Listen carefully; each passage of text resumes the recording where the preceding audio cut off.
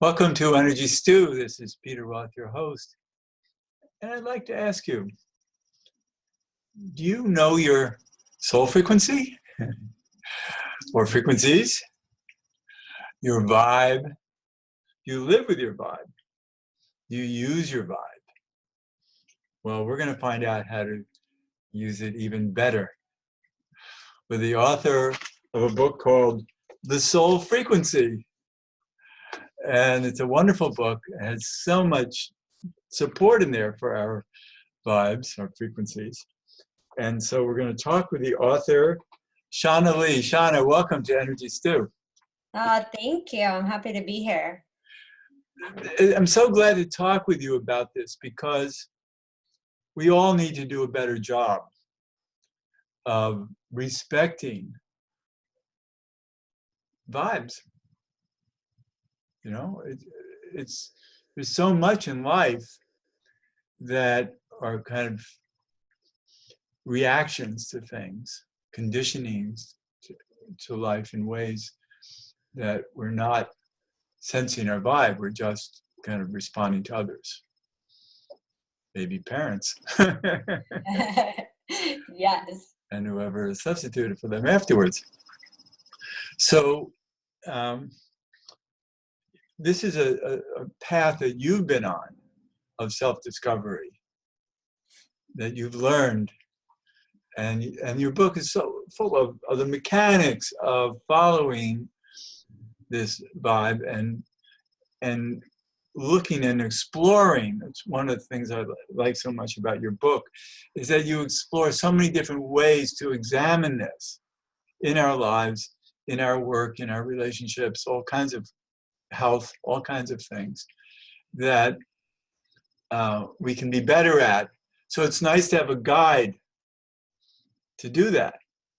And so you really support that. The book is, full of ways that we can question ourselves and get it, because you've created the base of why we can get it, how we can get it, and what works and what doesn't work, because we can sense it, right?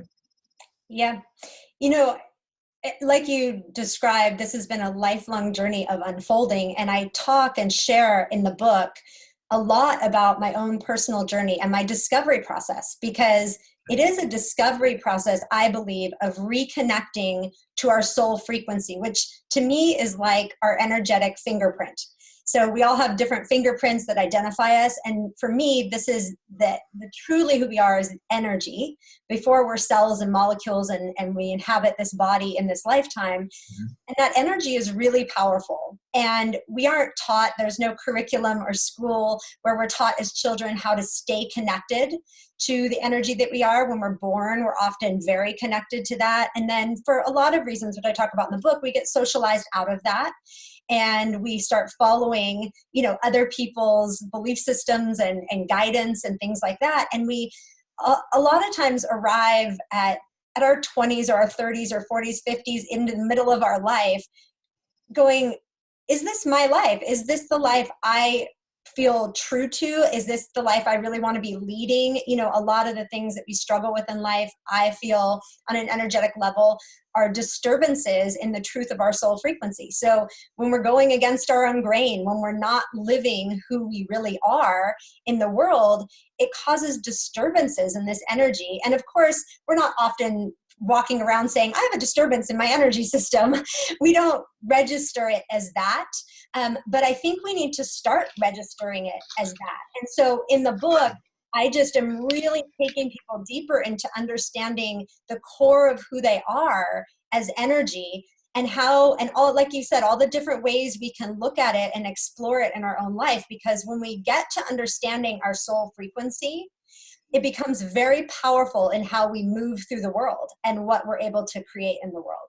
Right. And one discernment that I see from your book is how to experience this vibe rather than think it.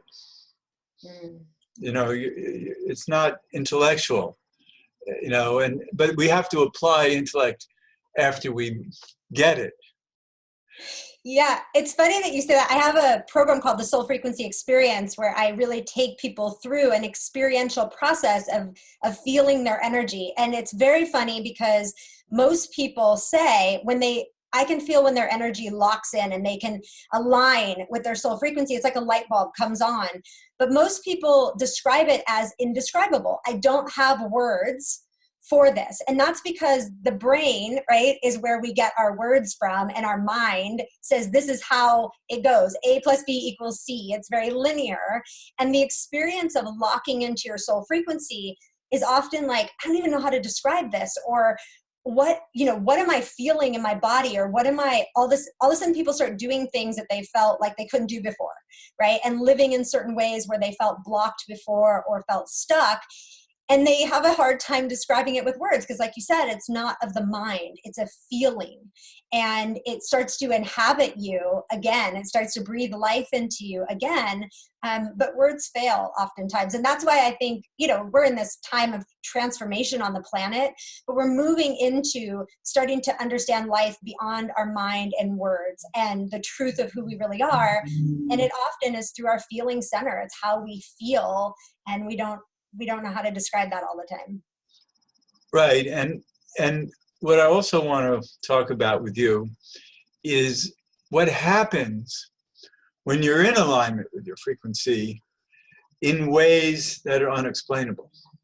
Mm-hmm. In other words, the response to life. The two biggest things that have happened in my life were two times when I decided I was okay, even though I was unhappy, and everything was going to be all right anyway. And first time was within a day or two, second time was within minutes, my life changed. Mm. Opportunities came my way that I never planned on, expected, had no idea they were in the works. And life showed up, and I'm still living with those changes. And one was almost 40 years ago, and the other was more than that. It was 43 years ago. So that's a long time to be blessed with a shift in consciousness, of climbing into a new vibe of everything being okay, and I'm okay, and I'll be happy with whatever I get, but my goal is to maintain being happy. I love that, and you make a great point, because I look at it almost as a technology of truth that we are moving into, and that I feel really compelled to share about as much as possible, which is this ability to, I call it change your orbit, like change the frequency that you're in.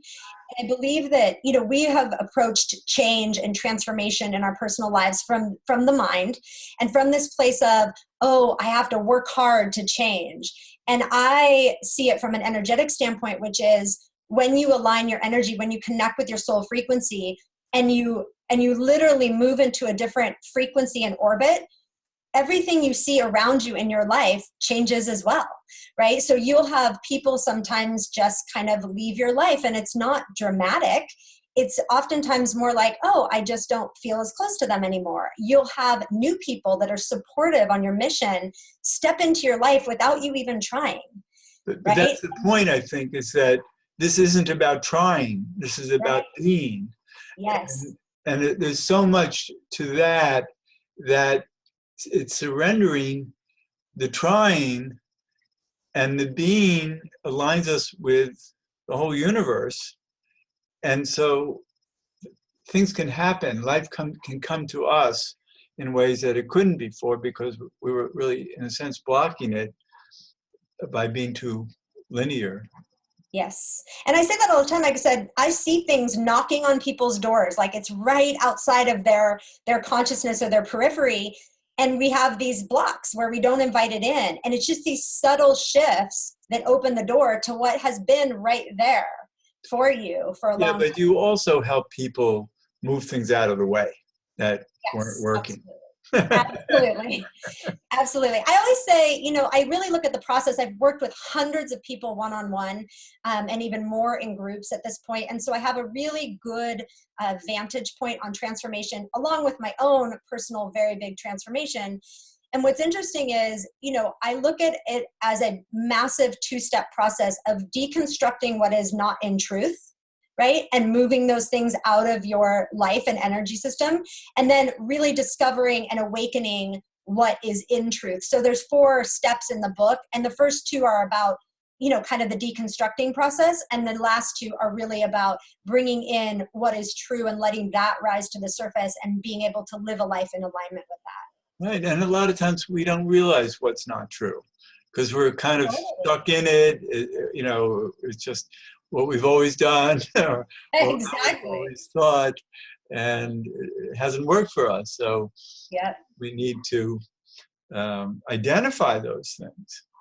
Absolutely. And I say that, I talk about that in the book. Like if you told me, are you living your truth 15 years ago, 10 years ago, I would have said, yeah, of course I am, right? Like we don't have that awareness until we have that awareness where it's like things don't feel right. Or oftentimes, which I mentioned in the book too, physical ailments oftentimes are a wake-up call for people that things are out of alignment for them. And it's like, we don't pay attention when it's in the emotional realm. We don't pay attention sometimes when it's in the spiritual realm.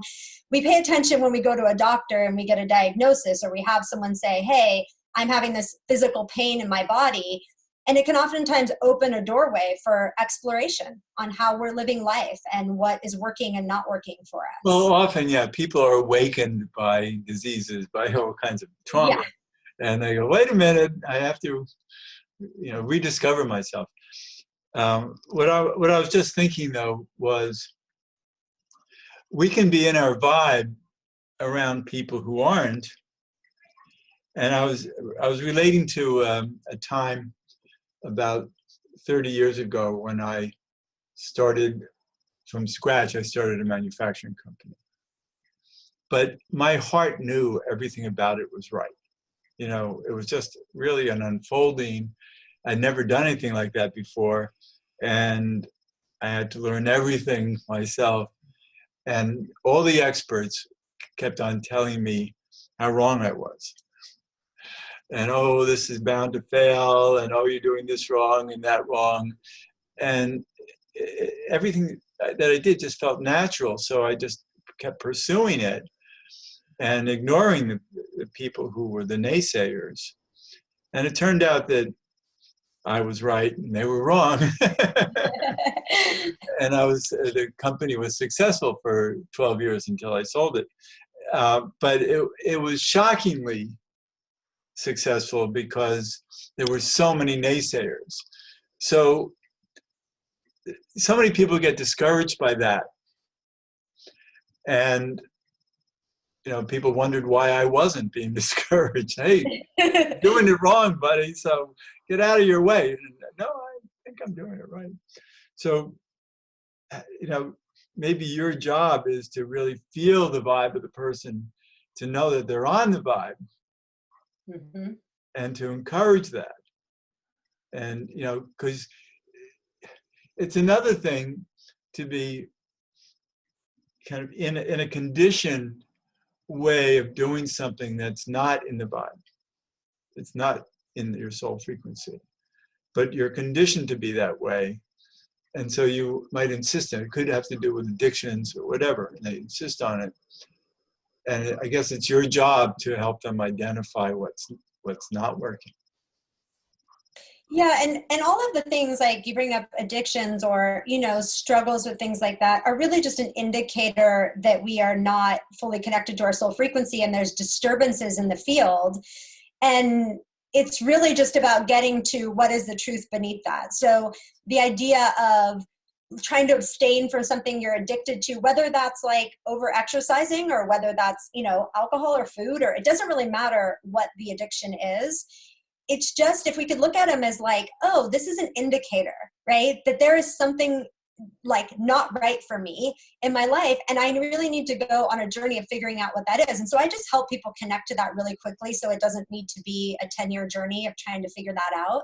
And once we go ahead and adjust, like, what's that truth underneath there, the desire for the addiction dissipates. It's an energy, and that energetic tie starts to dissipate underneath the surface. So it's, again, like I say, I really believe this is a technology of understanding how we're truly configurated, and how we can reconfigure ourselves to be more in truth of what we are, like who we are built to be in this lifetime. And it's not as difficult, or as doesn't take as long as we tend to think transformation does or changes do. You know, sometimes people will say like, well, I can't do anything different. This is just the way that I am. And I say, are you sure that it's the way that you are? Because like you said, oftentimes we think we are a certain way, and we discover truths that are vastly different from that. And going on that journey of deep inner truth is just very powerful in uncovering what is working for us, what is not working for us. And people always say, what's my purpose? I have trouble finding my purpose. Purpose just rises to the surface when you get to the truth. So it's not something that's outside of us that we have to go and try and find. It's literally a byproduct of the work that I do with people, where you'll just see purpose rise to the surface once we've cleared away the things that are keeping it hidden. Right, and let's also identify it as heart. You know, that our purpose comes from our heart, not from our mind. And so the vibe, this soul frequency, is a heart alignment, really. Mm-hmm. Exactly. And you know, you could say to people, what does your heart say about this, not your mind? And you know, to some people that rings a bell. Yeah. You know, because some people might not speak the language of soul frequency or vibe, but they'll speak the frequency of heart. Yes. And you know, I think what's important is that you, not only that you wrote the book, but that you're working with people, because most people are not their own best champions by themselves. Truth. You know, they have to make choices of who to be champions with. That's why we're not on our own planets alone. True. So the good part of this is that, you know, you do also work with people, and it's the conditioning of good ideas and alignment and questions that people might not be asking themselves, even though they understand why you're asking and what their goal is. They might not have the willpower to pursue it as strong as they need to. Mm-hmm. And so they call on someone like you who says, can I borrow your willpower a little bit? Yeah, for sure. And I think, you know, I think one of the things that feels good to people is a fast path. I don't think we like to not know or feel like we're struggling. And so I offer people, because of the way that my gift works, the ability to see, and to see pretty quickly. And I think there's always a feeling of release, like, oh, that's why I do that. Or, oh, that's why, you know, it's like, we just want to understand. And that's why I think I love the mind. And I think, you know, sometimes there are practices in the energetic realm that are bypassing the mind and really just working with people's energy, which I think is amazing. But I also like to take the conscious mind along for the ride, because I think it's so curious and it also wants to know. And so when you're working at an energetic level and you're also speaking to the conscious mind, it's a very powerful catalyst, right? Because then the conscious mind is like, oh, I'm being brought along for the ride too. This is good, and I'm understanding. You're speaking to the open mind. Yes, exactly. So I've seen in my work that the combination of both of those is effective. Yeah, it's you know, it's helpful to have that coordination between all of our senses. And but I want to just talk about people being able to recognize the sources of their issues that have led them astray, because you help people look at their childhoods and look at their early choices in life and why they might have made them, and understand, you know, I mean, for instance, I'm thinking that I grew up in a family of artists. So I was conditioned to need to become an artist. Mm-hmm. And the first good part of my life, that's what I was pursuing, but I didn't have the talent for it. Mm-hmm. You know, it was like, it was ridiculous, but art was God. And so, you know, I bumped along for quite a while, not doing well because, you know, I was pursuing the wrong direction. So a lot of what your job is, I guess, is to help people, you know, understand why they got into the soup that they're in. Yeah, and know how to get out of it, right? I mean, if we're in pain in our life, be it physical, emotional, mental, spiritual, it's touching every area of our life. Even if it looks like it's just showing up in one area, that's by energy. And when we talk about energy, it touches all things. And so the fascinating thing is that it's all interconnected. And so let's say somebody comes to me and they want to talk about something emotional that they've been through, it's going to touch all the areas. It's going to touch their childhood. It's going to go into their career and how they show up in their career. It's going to go into their relationships. I mean, we are not mutually exclusive pods of these different aspects of self. And so when you start seeing the impact of not being connected to your soul frequency, and you start seeing the areas that maybe you weren't even aware of, and how one thing in one area is impacting all the other areas, you understand how valuable and important it is that to go deeper and to understand your truth, because it's like dominoes, right? And it's all going to they're all going to stand up together, or they're all going to topple over on each other. And that doesn't feel good. And that's not fun in life. And so I'm really about people being happy and living fulfilled lives that they feel good about, right? To wake up every day and say, I'm living my truth and I feel good about this, and that I'm valuable in the world being who I really am. That is, to me, the best feeling you can possibly have. And it only reverberates out from there to impact other people's lives and connect with other people. Right. You learn to live with a particular frequency that you feel good in, and you know when you're not good in it. Yes, exactly. And awareness is key. Right. But sometimes what's also good is to experience not being good. Yep. To know what choices you're being offered that don't work. Yes.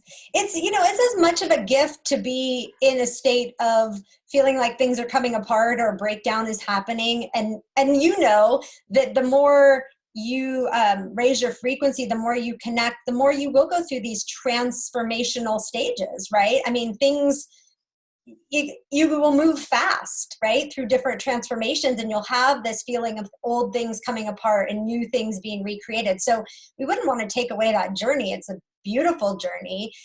We just maybe want to understand the signposts along the way and what it looks like, and what's really going on underneath the surface. Because I think when we understand, it feels like, oh, I've got this, I can do this. And when we don't understand, it can feel like we're lost, or we don't know what's going on in our life, or why is this happening? And we get really caught up in the emotion of trying to figure it out, instead of going, oh, here's why I'm in the process, right? And then we can feel empowered by it. Right. And I think one thing that is probably a big deal with your clients is relationships, and those that don't work. And most people have plenty of those. Yeah. And what do you do about them? And because there's always a lot of fear in giving up relationships that don't work, because you don't know if you'll have new ones that do work. Yep.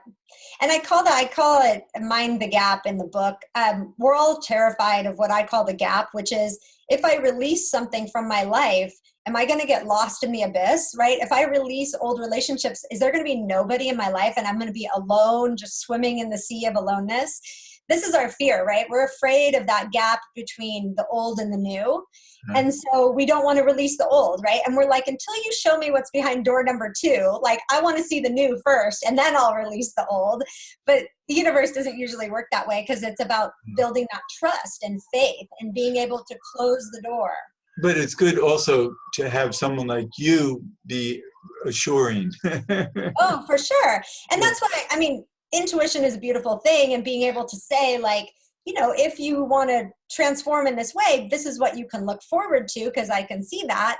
That's really helpful for people. I know it was in my transformation, like having people say, well, you're not going into the gap or the abyss. Like you're just reformulating your life and this is what's on the other side of it. Then you're like, oh, okay, well, you know, this feels like, this feels good and happy and I want to move towards this. Right, great. So we're really at the end of the show, surprisingly enough, it went so fast. And I want to bring us back to the title of your book, The Soul Frequency, Your Healthy, Awakened, and Authentic Life. And your name is Shanna Lee, and how can people connect to you or your website or what can you tell Yeah, me? the website is thesoulfrequency.com, and there are 4 book bonuses that you can get at thesoulfrequencybook.com that go along with the book. Also, I'm on Instagram all the time, which my handle is @thesoulfrequency. Wonderful. Shanna, thank you. It's such a joy to talk with you. Thank you. It's been a joy to spend this time with you. Thank you. And this is Peter Roth, your host of Energy Stew at prn.fm. I can be reached at peter@heartriver, HEART river.org. I'd love to hear from you, and thanks so much for listening.